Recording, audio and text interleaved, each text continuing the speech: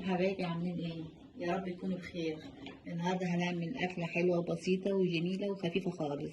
هي عباره عن ايه؟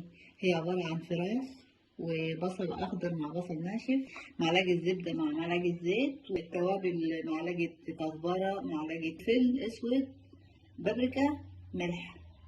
هنا حطينا الحله على النار مع معلقه زيت مع معلقه زبده. نحط الزبدة كتير. غسلت الفراخ حلو خالص بالمية والخل والملح ونضفتها حلو كده ونشفتها خالص، ما خدتش فيها مية، وهنجرب بيها اننا ايه.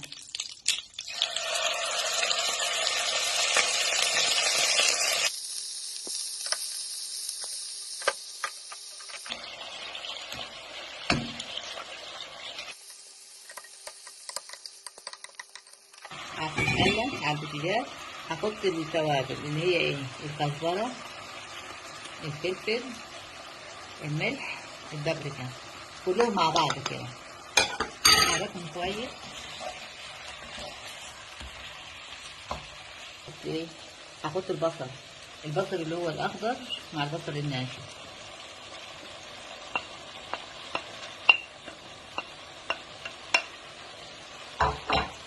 احركهم كويس.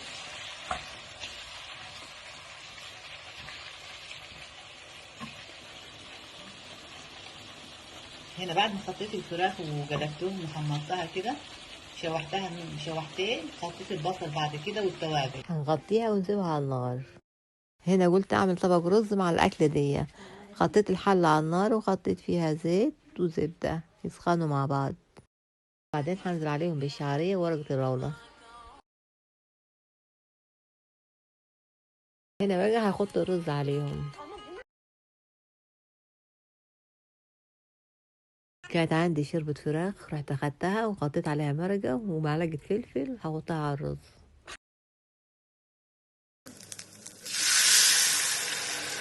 هنا هنحرك الشوربه مع الرز وهنغطيها عشان تستوي.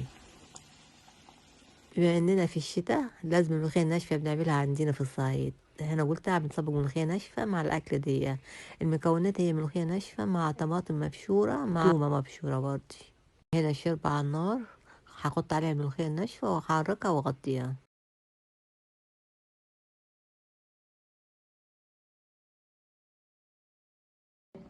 هنا هنعمل الطشه بتاعت الملوخيه الناشفه وطعمها هيبقى حلو ان شاء الله.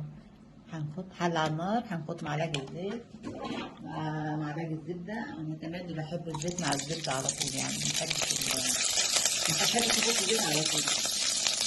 احركها، هنقلب التونه مفرومه. الريحه والطعم حلوين خالص خالص. بعد التونه ما اتحمرت حلو كده اهو، بين حمارنا بين صفار، هنقلب الطماطم.